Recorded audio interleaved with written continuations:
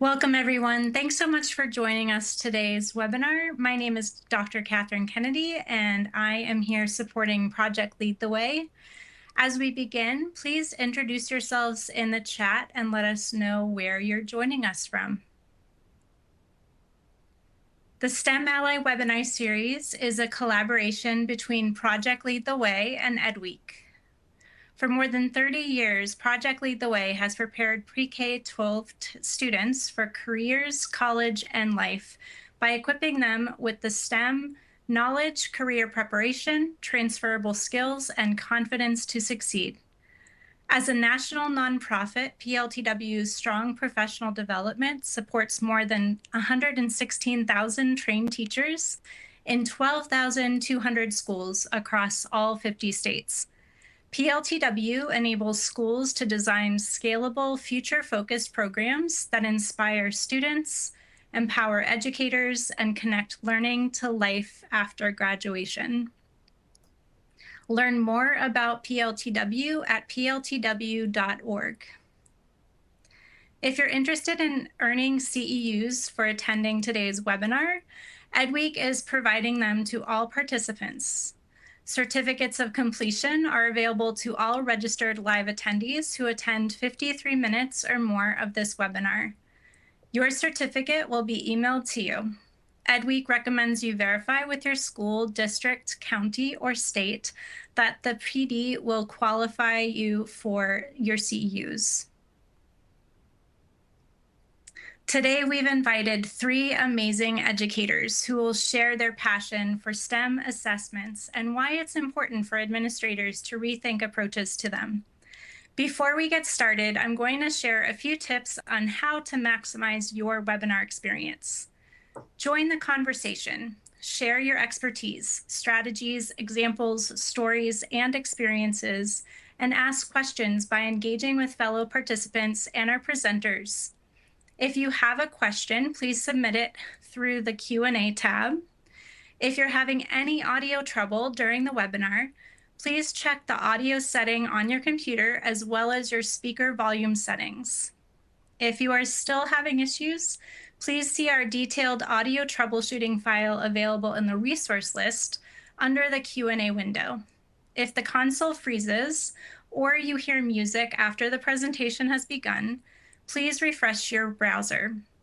Read about today's speakers in the speaker bio window.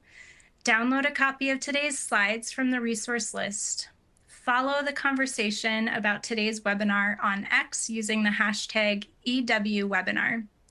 An on-demand archive of today's presentation will be available online in the next 24 hours.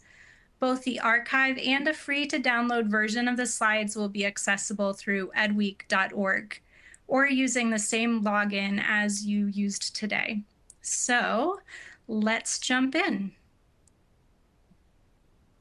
Here's our agenda for today. First, we'll have each presenter introduce themselves and share their experience with STEM assessments and why it's important for administrators to rethink approaches to them. Then we'll have 3 sections, including examples from the field, strategies to try out, and guidance for school and administrators and district administrators. We also hope to have some time for questions from the audience at the end. So I would like to say thank you again to the presenters today. I would love for each of you to briefly introduce yourself and share your experience with STEM assessments and why it's important for administrators to rethink approaches to them. Greetings, everyone. I am Dr. 𝐲𝐻𝐸. I am a high school science educator in Northern Colorado, and I am also the 2023 Colorado awardee for PAMS, which is the Presidential Awards for Excellence in Math and Science Teaching. I am also serving as a Region 1 Director for the secondary educators in Colorado for the Colorado Association of Science Teachers, better known as CAST. And as someone who would have benefited from the rethinking of assessments when I was a student myself, I always try to be that educator that is always open-minded, learning about the best approaches with the goal of supporting all students. And in my 18-year journey as an educator, it has definitely become clearer every time that STEM assessments require a very holistic approach to truly paint an accurate depiction of students' understanding in the STEM standards. And therefore, I believe that it's important for the entire education community to examine the practices on an ongoing basis. Great, 𝐲𝐻𝐻, thank you so much. Krista, did you want to jump in next? Yes, good afternoon, everyone. I'm Krista Crone, Senior Director of Learning Systems at 𝐲𝐻𝐻. And over the past 2 decades, from my beginning as a classroom teacher to leading national initiatives and co-developing performance assessment models with partners such as Stanford University Center for Assessment, Learning, and Equity, I have witnessed the powerful, thoughtfully designed assessments and the impacts that they can have on learners. And today we really know that it's essential for administrators to shift STEM assessments from static scorecards to really dynamic tools that spark engagement, build resilience, and make learning visible in real time. And we know that by using multifaceted assessments, we can reveal not only what students know, but also how they collaborate, innovate, and adapt in our increasingly complex world. Additionally, we really have an opportunity here to create a future-focused, growth-oriented learning culture as we really work with young learners to meet the grand challenges in STEM that we have today and tomorrow. Thank you so much, Chris. And I see that Rocky Valdez from PLTW is back on, so I am going to take myself off camera and hand it over to Rocky to facilitate. Thank you. Thanks, Catherine. I appreciate that. I hope everyone can hear me well. Having a few connectivity issues, but it looks like things have been rectified. I think we're probably up next with Christopher. Yeah, that's right, Rocky. Hi, everyone. This is Christopher Harris. I'm a Senior Director of Science and Engineering Research at WestEd. WestEd's a nonprofit education organization headquartered in San Francisco. And I really appreciate the opportunity to be part of today's webinar. And, you know, a lot of my work is in the research and in the R&D space for STEM education. And in my current STEM assessment work, I focus on the design and thoughtful use of classroom-based assessment for improving learning and teaching. And you all may have heard the phrase, assessment for learning. And that phrase refers to the strategic use of assessment to measure what really matters for instruction and to help advance student learning. In my own work, I have an expanded view. I call it assessment for learning and teaching, where my colleagues and I recognize that teachers and teaching practice can also benefit from the thoughtful use of classroom-based assessment. So my current portfolio of projects focus on technology-enhanced assessments, including AI-empowered assessments, and the ultimate aim is to bring assessment and instruction closer together. Okay, back to you, Rocky. Thank you, Christopher. I appreciate it. And thanks to each of you for being here. Again, my name is Rocky Valdez. I serve as the Senior Vice President of Engagement and Project Lead the Way, and I'm going to facilitate today's conversations. We're going to jump right into some examples from the field. So I'd love to ask our panelists if they could share with us a few examples from the field of how administrators are currently rethinking STEM assessments. Krista, we're going to hand it off to you first. Yeah, sure thing. So I have, you know, I'm really honored to see this from a national lens right now in what I'm doing with 𝐲𝐻𝐻. And I'm really seeing administrators shift from traditional tests to more multifaceted assessments that authentically capture how students apply and really integrate their learning. And at the same time, we're seeing a shift in districts really investing in professional learning to help teachers design these assessment tasks to reflect how they can incorporate collaboration, innovation, all while building resiliency through the assessment process and aligning to future workforce needs. So that's a lot in one, which really requires that time for professional learning. And this approach, we know, not only deepens learning and retention, but it really cultivates that future-focused mindset that I mentioned before for our young learners. You know, and Christopher, you mentioned your role in technology. We're seeing that across the nation, aren't we? Just that districts are really leveraging technology to include AI-driven platforms to support them in fine-tuning assessment rubrics and creating exemplar tasks. A few more things that we're seeing kind of trending is districts forging partnerships with local and national businesses and universities, and it's starting to embed real-world challenges. Just a few examples that I've been able to witness are sustainable function design built into an assessment, questions and tasks around precision agriculture.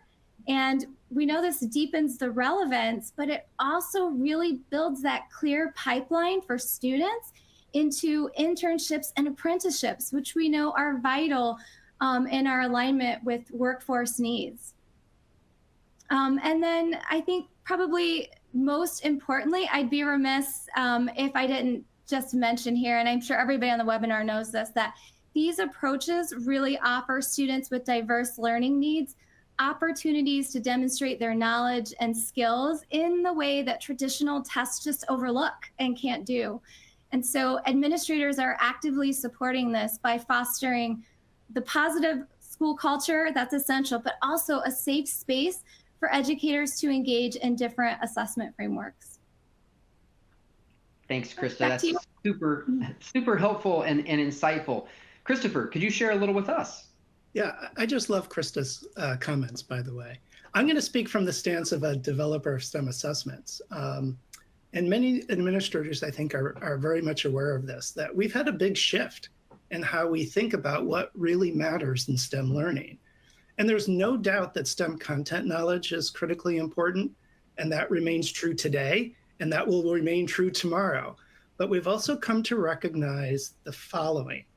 It's not it's not just what you know, but also how you use and apply what you know, that together makes a big difference for STEM learning. And by the way, that's also how we make really big advances across all the STEM fields, right? Taking and applying what we know to create new knowledge, new understanding, to make sense of phenomena, right? To apply knowledge to solve problems. This is one of the several big shifts that is changing STEM assessment. And it's really pushing us to ask important questions like, how can we assess students' knowledge and use? And how can we use assessment tasks in the midst of instruction to learn about students' thinking and performance and support their progress in their learning? So a related key point, instruction and assessment should work together.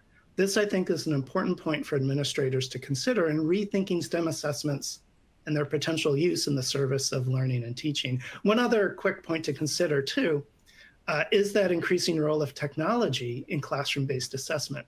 There is so much exciting potential and also challenges and concerns regarding the use of technology-enhanced and AI-powered assessment.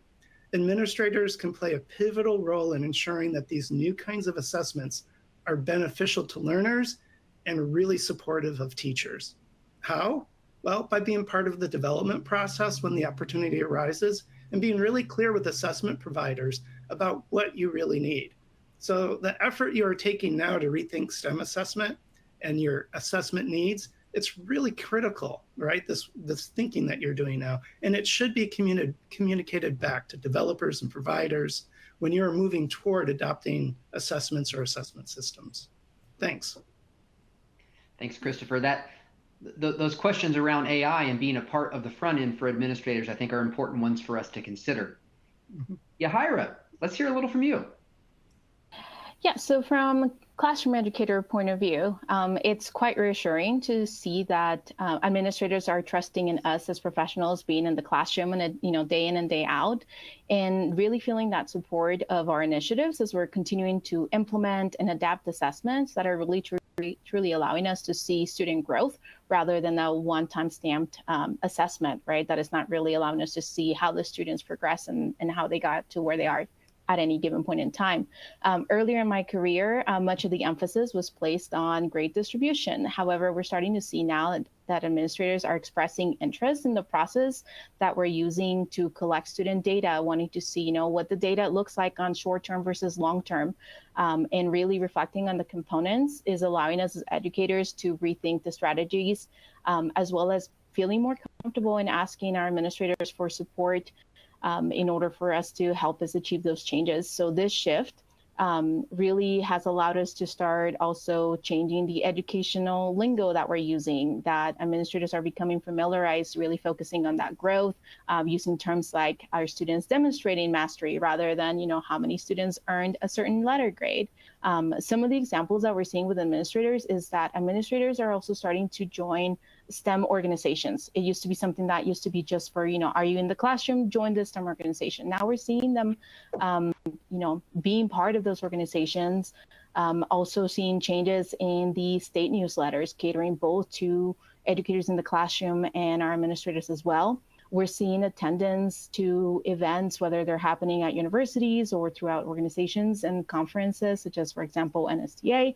We're seeing administrators attend. So I think it's very different now seeing them, what is that we are gathering from the professional development that we're attending, which then opens up the door to networking, right? We all have something to offer and we all have something to learn.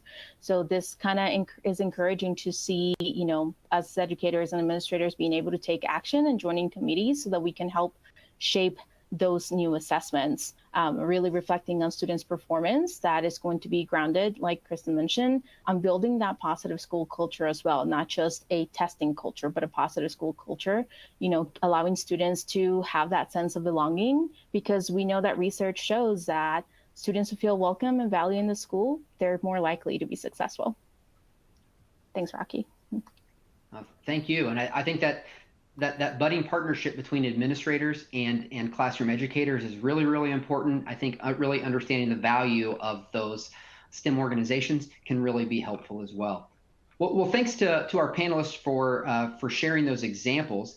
And next, we're going to transition into thinking about some strategies for rethinking assessments. And so we'd love to hear from our panelists as well around their expertise and experience with strategic approaches to rethinking assessments. So Christopher, this time perhaps we'll ask you to go first. Yeah, that's great. I appreciate that. I was just thinking about something that 𝐲𝐻𝐼RA just said about the role of professional organizations. And 𝐲𝐻𝐼RA, I think you had mentioned NSTA. And going to our professional organizations and attending those assessment sessions, I just think is so important. Now, strategies to try out. In thinking about strategies for rethinking assessment and assessment practices, I do think a first stage approach is to learn more about the latest developments in STEM assessment, like checking in with our professional organizations and seeking out examples of tasks that reflect what we know best about student learning and how that learning can be brought out or elicited through assessment. I'm doing a lot of work in science education. And in science education, for example, there's a strong emphasis on three-dimensional learning. And so there's a need to have assessment tasks. Notice I don't use the word items, I say tasks. I think beyond multiple choice kind of items and more robust comprehensive tasks. Well, there's a need for assessment tasks that allow students to use the three dimensions of cross-cutting concepts, disciplinary core ideas, scientific and engineering practices, and use those dimensions in concert with one another to make sense of phenomena or design solutions to problems. Well, what does a well-designed three-dimensional task look like? A small set of examples can help build shared knowledge. And so you don't necessarily need to have a lot of examples to rally people around, but you do need a few so folks can begin to talk about them and to begin to build that shared knowledge. A related and important question, once you have some tasks, is how can we use those tasks in a manner that will support students in their learning and teachers in their instruction? A good friend of mine, Jim Pellegrino, often says, an assessment task itself is neither formative or summative. It doesn't become summative or formative until you put it into action. You can use that task in a summative way, you can use it in a formative way, and that's how a task is defined. One other approach to consider is how to prepare for and build toward the change that you would like to see. And so in my own development work, we always start on a manageable scale. We don't roll out something just all at once, because otherwise we end up doing a lot of troubleshooting, putting out fires, lots of things unanticipated happen. So I often recommend that folks work out the practical aspects when you're making change on a small, manageable scale, whether developing your own assessments or even implementing a new system. Then note your lessons learned, apply those in the next round. So the mantra is something like design, implement, and reflect with your colleagues. And it's a recursive approach that builds towards scale. So it's akin to like implement small, evaluate and revise, implement larger scale, evaluate and finalize, implement widely. And that sets you up, increases the likelihood of success. I think it sets you up nicely for success. Thanks, Rocky. Thank you. I'm going to have a Post-it note that says design, implement, and reflect with colleagues. I appreciate that so much. 𝐲𝐻𝐻, could we hear a little from you? Yeah, so when we're rethinking assessments, I think part of the strategy lies in finding like a way to collect an authentic body of evidence, much like Chris said, right? We want to make sure that we're talking about those 3D assessments. We want to make sure that we're truly measuring the outcomes that are described, whether it is by NGSS or your state standards. It is a multifaceted STEM assessment approach. It's going to take multiple steps. It's going to take revisions, and we need to be okay with knowing that we're going to be making those revisions. I mean, part of our, ability to be able to make progress is we need to reflect, right, of what it is that we're doing with our students, so that we can truly capture, the areas of strength, the areas of growth, and really doing this in a way that collects this body of evidence through, sufficient amount of time so that we can get a clearer picture. So it's important that we're providing ourselves as well time to really, think about what occurred, what's our reflection, how are we utilizing that data, and are we really using that data to make further decisions for future STEM assessments, because this is not a stagnant topic, right? We need to continue to improve on this as our students will have different needs. So this really allows us to provide, multiple entry points throughout the lessons if we're using that data from the STEM assessments to really support the diverse student needs and all of our student populations. One of the things that we have really enjoyed our building is that we are doing walkthroughs, not just within the science department, but then also within other STEM fields, that really allows us to walk away with new ideas on how to, how can we embed what we learned through those walkthroughs as part of our STEM assessments, and really allows us to all have a starting point within the conversation, perhaps with other sub-departments that we may have not thought about. So we know this is not an easy task. We know that there isn't just one magical test that is going to allow us to truly collect the data that we need. So we need to collect a large body of evidence to really determine where the students are. And when we do that, we want to make sure that we are okay as educators and administrators with knowing that, yes, sometimes some things may not work the way that we want them to, but this is what we have, each other as supports. We are able to collaborate with each other, continue to expand our networks, and really be able to share what we know through our professional developments, so that we can continue to better support our students. If I had to say there's one thing that educators can get from administrators, would be the gift of time, right? Give us time to make sure that we have opportunities to reflect and have those meaningful conversations with administrators as well, so that we can see where we are in the process. As long as we keep that dialogue open, we will continue to be able to make progress in the right direction. Thanks, Rocky. Thank you. Time is a precious commodity, and the more wisely we use it, I think it will benefit us all. So really appreciate those insights. Krista. Yeah, wow. My fellow panelists just hit the nail on the head with everything that you guys said. I second all of that. That's amazing. If I had to add anything, I would just say, for me, rethinking assessment really begins with defining its true purpose, which is providing reliable evidence of student mastery of standards while really developing those durable skills that we hear from employers and colleges that students need. But can we also develop that through assessments to make sure students are ready for college, career, community life, whatever they choose? And just as both of you have already said, assessment shouldn't be a one and done checklist, right? It's this living, responsive part of our programs. It evolves as our students and our communities continue to grow. And I think we can anchor each task that we create in questions like, what real world challenge will this task prepare my students for? What critical thinking or collaboration or maybe creative muscles are we strengthening today through this assessment? And I think when we do that, we really honor both the standards alignment and authentic relevance for students. And that clarity really sparks deeper engagement and keeps our families and community partners connected, and ensures that assessment drives both academic and the workforce readiness that our students deserve, that our colleges are asking for, that our employers are asking for. Secondly, I think there's the importance of collecting that actionable data that both of you touched on, right? Making sure our assessments capture what truly matters, all of those critical skills that we've talked about, not just factual recall, and delivering all of that information in an actionable form for our educators.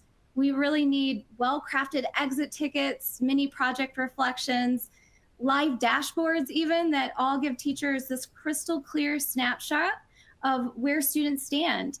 And that allows them to then group students who need more practice, maybe support students who they find are ready to lead a team as a result of what they've done on this assessment. It allows our educators to really pivot instruction on the spot. And when we ask the right questions and share answers in real time, that's when the assessment stops being that checkbox. And it really becomes this engine, this driver of personal skills-focused growth. And I just have to go back. I know we've said it, and Rocky, you reiterated too, that time is so important. It's vital. None of this can succeed without ongoing educator learning. 𝐲𝐻 mentioned that administrators starting to network into these professional organizations. And Christopher mentioned going to those assessment breakouts when you're there. All of that is how assessment can be innovated. And, it's really these regular calibration sessions, peer review workshops, just-in-time coaching, where educators can refine their practice together. And I really think as administrators, you have to build that into your calendar. It has to be on your calendar, whether it's a faculty meeting, a team meeting, but it really has to become part of your everyday routines. Thank you, Rocky. No, thank you. That's great perspective. I so appreciate the stop the checkbox movement, right? I think rethinking the checkbox and simply utilizing assessments as a task to be completed without any real purpose behind it or any real collaborative efforts with our practitioners, our classroom educators, can really be a dangerous spot. And so really appreciate each of you sharing those strategies and perhaps a few things that we can take back to our practices as we go back into schools and gear up for the next year of educational assessment, especially that in STEM.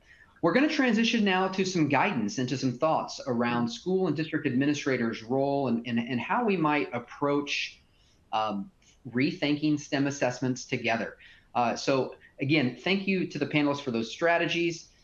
We're preparing for another school year. Some of us have just closed our current school year, or maybe we haven't closed it yet, and we're already thinking and planning for next year. So that guidance for administrators, whether that be at the school or the district level, could be really, really helpful. So would love to hear from each of our panelists around a couple of pieces of guidance that you have to share with those who have joined the webinar today about rethinking this entire STEM assessment approach. So Christopher, we're going to kick it over to you. All right, well, thanks for coming back to me. So this is guidance. I have a few to share. And Rocky, I think you asked for maybe two pieces of guidance. Great. The first one, don't go it alone. Collaborating with colleagues and focusing on highly valued learning goals that align with and are emphasized in instruction is so important. That's where I think the direction of collaboration should go. Again, focusing on the learning goals, the ones that are really highly valued and are very much emphasized in instruction. And I emphasize the collaboration because challenging problems like reimagining STEM assessment really requires collaboration among colleagues who bring different skills, experiences, and perspectives. And in all of the work that I do, I never do any of my professional work alone. It's always in collaboration. And a lot of my development work is with teachers who provide valuable feedback on the kinds of assessments that I develop.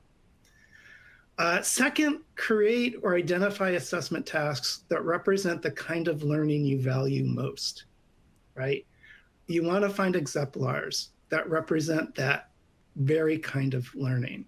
And they're so very helpful for administrators and teachers for creating that shared vision. I mentioned that a few minutes back. You don't need many, just enough so that colleagues can see and grasp the essential design principles. For example, what does a really good prompt look like for an assessment task that requires a really rich response? Third, okay, I think I was supposed to give two, but I'm gonna give a third one. I'm breaking that two-piece rule. Begin to build your knowledge about digital assessments and curricula and learn about what is on the horizon for new education technologies. The investment you make today in learning about AI, the other great advances that are being made with technology-based assessment, that investment will pay dividends. So you're not too late if you start now. Well, we are going to let you slide with that third one because we believe it is really important, Christopher. And thanks for bringing it up, because there is such tremendous value in really embracing technology to make us better educators on the front end and on the back side as well, of really thinking about what do we value, how do we align that with what learning goals we have for our students, and how can that be valuable for them in their next phase of education or life. So not at all a problem. And I will toss it over to 𝐲𝐻𝐻 as well. And if you have three, please share them as well. We're good on time right now, so share away. Sounds good. Thanks, Rocky. I think some of my feedback will be kind of like along the lines of what Christopher was saying. And I know that Chris talked on it as well, is when we're talking about three-dimensional assessments and making sure that this is not just a one-stop, like what's the purpose of having the assessment, which all of that needs to be thought about, you know, when we're rethinking the assessment and zone. So I feel like, especially with 3D assessments, if you're a newbie coming in, you want to make sure that you take a step back and really try and find a PD that's going to help you with that. I think every state is probably at a different stage of the implementation of 3D assessments. Speaking from personal experience, when Colorado started looking at the 3D assessment, that's kind of when COVID hit. And so I feel like this is something that many educators perhaps are still kind of, you know, this is a new concept for them, but there's still a lot of supports that are available. There's a lot of people that are willing to help, you know, educators coming in as they're trying to implement this into their classrooms. So like Christopher said, you don't have to do this alone. There's a lot of resources. There's a lot of people that are willing to help. And we just need to make sure that we find, you know, that we're okay with asking for help, making sure that we truly understand what a 3D assessment is and seeing how this is transferable beyond the course, whether that is, you know, the course that the student is taking at any point in time or within their career, whether that be, you know, middle school or high school. I know that Chris did allude also to, you know, what are employers looking for? We want to make sure that when we're assessing the students, this is more than just rote learning. You know, how is it that they're applying their skills? And to be able to do this, we also need the support of administrators. I know oftentimes I will talk to my admin and will say, hey, we're going to have a little bit of organized chaos. Why? Because everyone's assessment may look different, because the students are really showcasing what they know in completely very different venues, even though we're still assessing if they are truly able to put their standards, their understanding of standards into actions. And so being okay with knowing that things are going to be looking different, and that's why I always like to refer to it as organized chaos. The second thing is really thinking about how is it that we can better serve the students by bringing in a group of diverse educators, networking, collaborating with people that we may not necessarily see ourselves collaborating with, like in the building. We want to make sure that we bring in other perspectives when we are rethinking assessments. Having a diverse group, whether we do it in a formal or informal way, having, you know, more than just the educators and the administrators, you know, who are our support staff. We want to make sure that we're being inclusive as much as possible to ensure that we are truly trying to have as many voices in the room when we are rethinking assessments. I think that by doing that, then we can really merge that, implementation of the 3D assessment and truly ensuring that we have student voice in the process, with the key idea of knowing that you're not alone. Sometimes you may feel like you're on an island, especially if you perhaps are thinking about rethinking assessments in a course that you're the only teacher that teaches that course, or if you are only one administrator in the building, you're coming from a small school, you're not alone. There's a lot of resources out there. There's a lot of us that are willing to have those hard conversations and really collaborate to support, all the students to make sure that we are truly using the assessments that can be reflective of what the students are capable of integrating and using beyond their high school career. Thanks, Rocky. I'll send it back to you.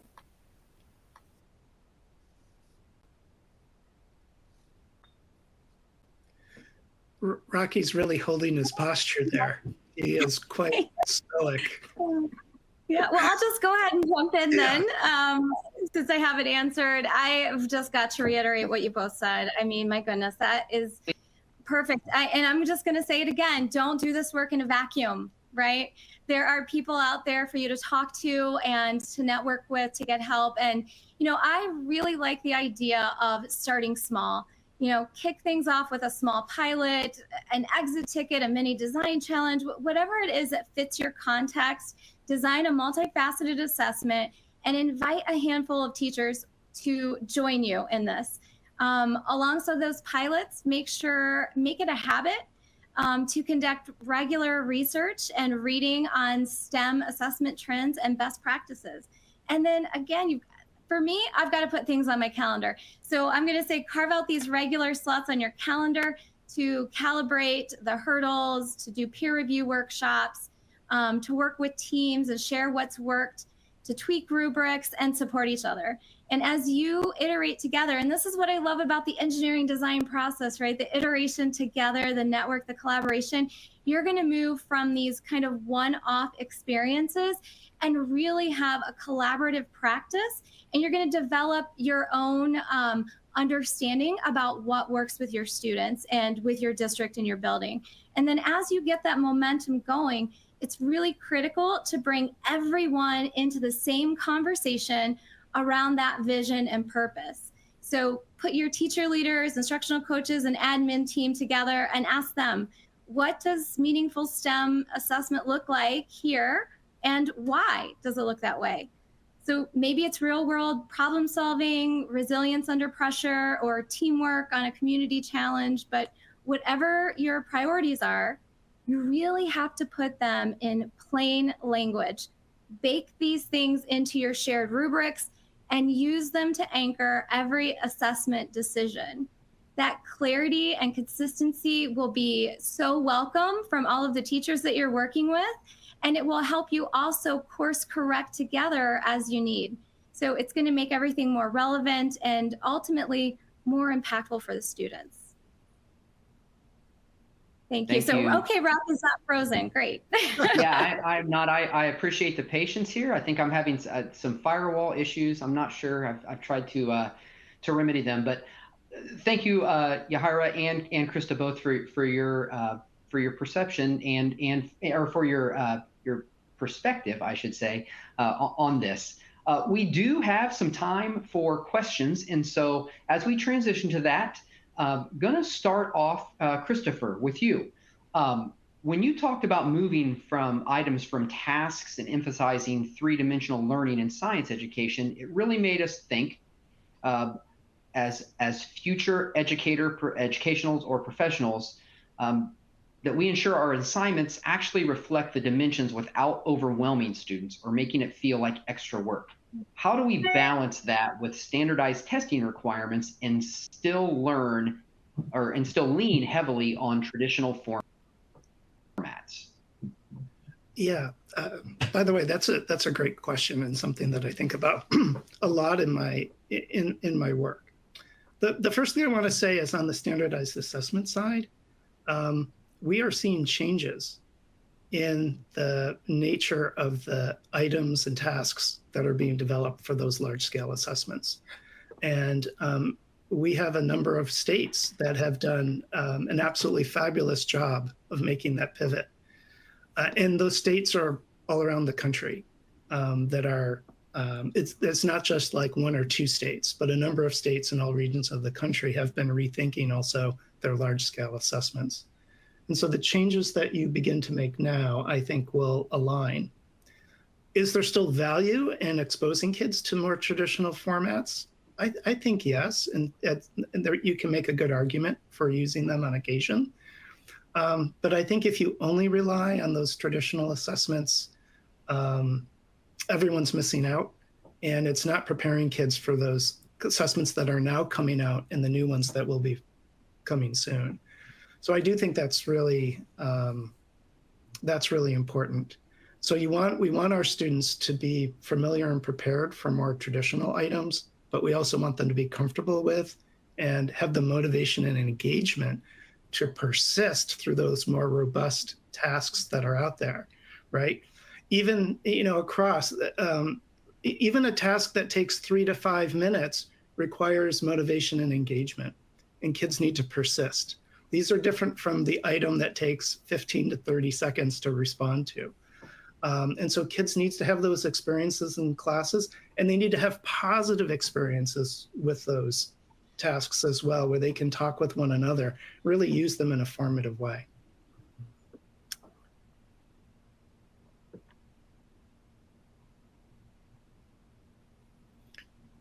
It looks like Rocky might be frozen again. I think so.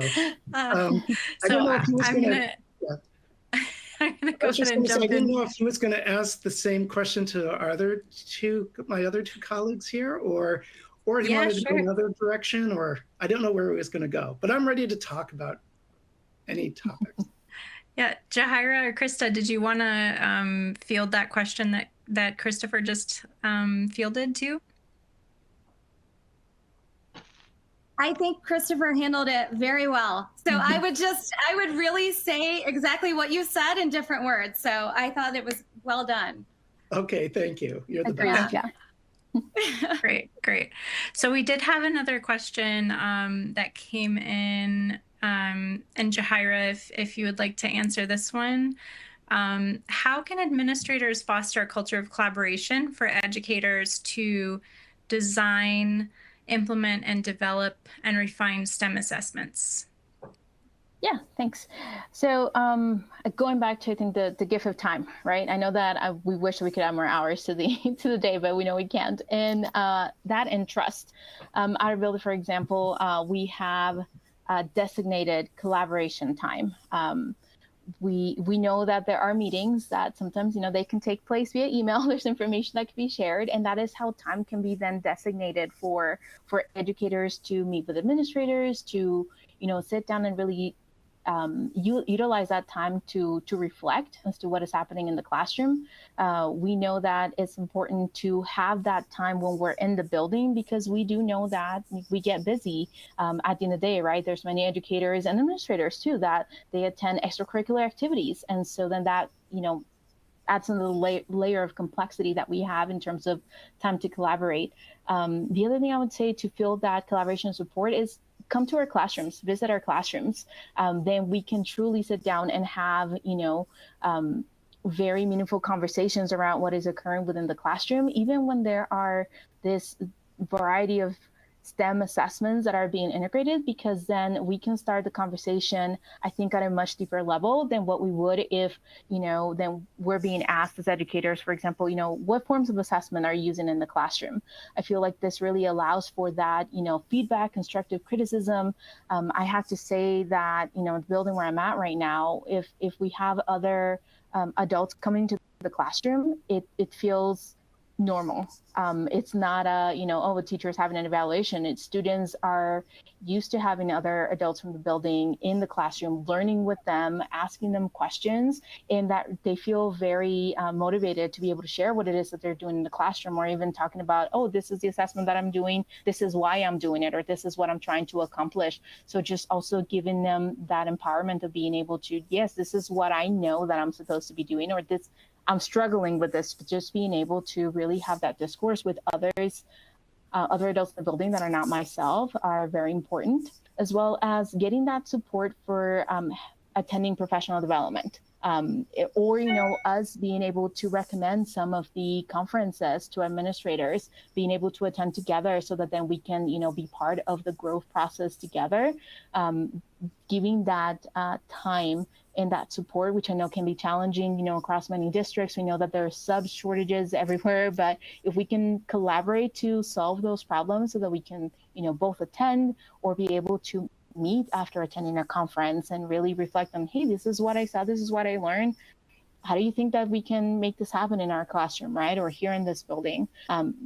Really having that open door policy where we're always, okay with having those conversations at any point in time can really help foster that culture that we need, that positivity, that collaboration that can really help us achieve great things. Thanks. Great. Looking to see, I think Rocky might be frozen again.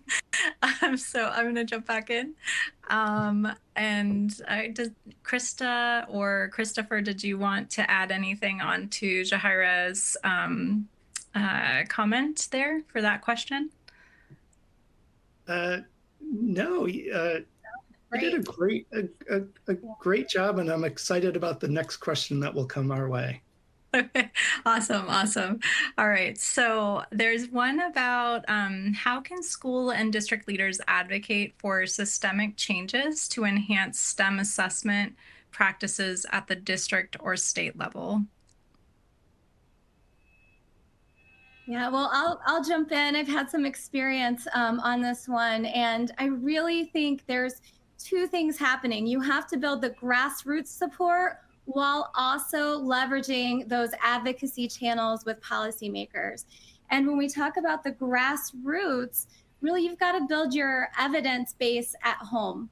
So like I said earlier, launching that small pilot, a performance-based STEM task, or whatever the type of assessment model you're working with, do a pilot, track the results, student engagement, skill growth metrics, teacher feedback. And then this is the really important part. You've got to package those outcomes into a concise, compelling story.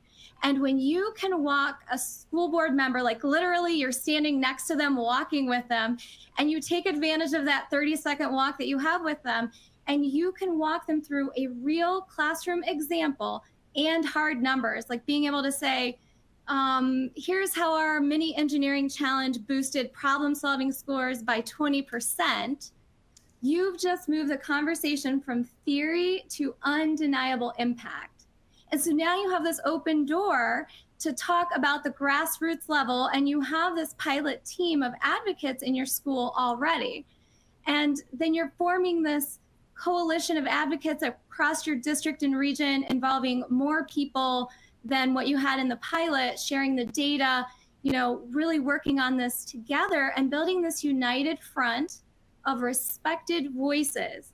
That really makes it easier to persuade whoever it is that you're trying to persuade in your district, or that you're trying to help them see things in a different way. And then I think, so that would be on the grassroots side. And then I think on the policy side, these policy pathways, you really have to start engaging, after you have this data, engaging the broader policy ecosystem. So contribute to your state STEM education or network, submit briefs to those organizations or even your school board, go to present at regional conferences.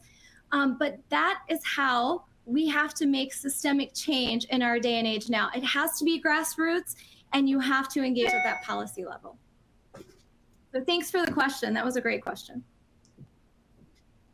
Thanks, Krista. Christopher or 𝐲𝐻𝐼RA, would you like to jump in on that one too? I think Krista did a wonderful job. Yeah. Okay. Yes. Okay, great. Yeah, I'll just add really quickly, because I agree, Krista, that was wonderful. And underneath what you were just describing, like when you were saying, have a pitch ready and be really concrete about it. That's so important.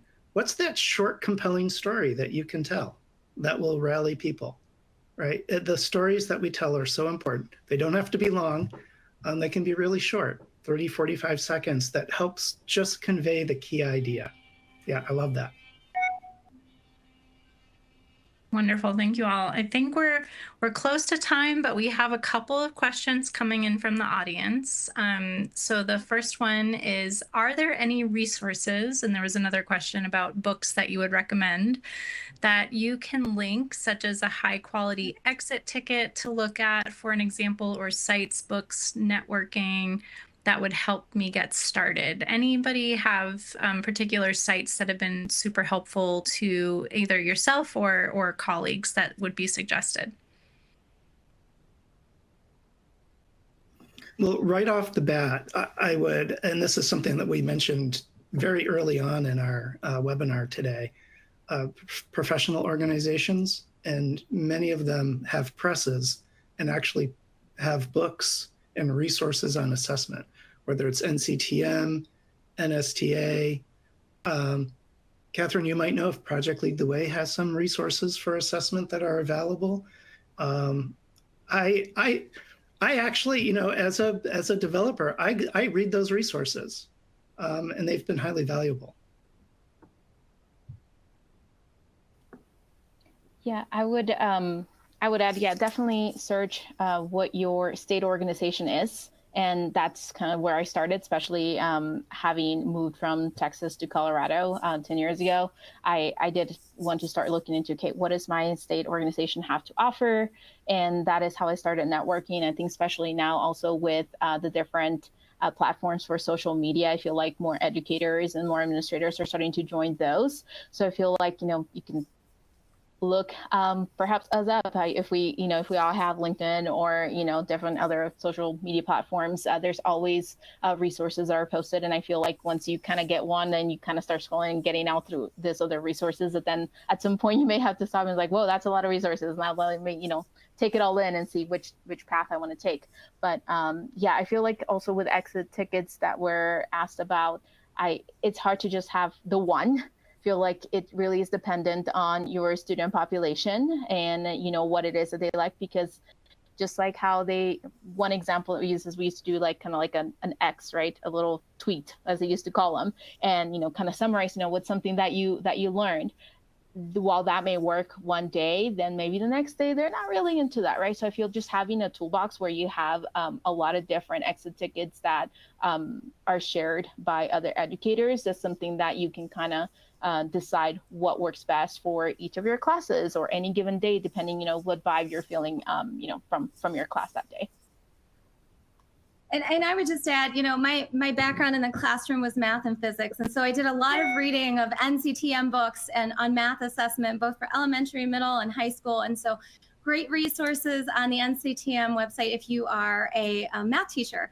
And then as far as the exit tickets, I'm struggling to come up with one resource. And I think the reason I'm struggling is because for me, it starts with a really good question. What is it that you want to know from the students? What are you trying to measure? What are you trying to get insight in? And then develop your question around what you're hoping to learn about your students. So just like 𝐲𝐻𝐻 said, I think it really is context specific and specific to how your students respond to the way that you're doing things in your classroom. Thank you all so much for contributing. Last question. I know we're coming up on the end here. How do innovative STEM assessments prepare students for future academic and career opportunities in STEM fields? And anyone can jump in.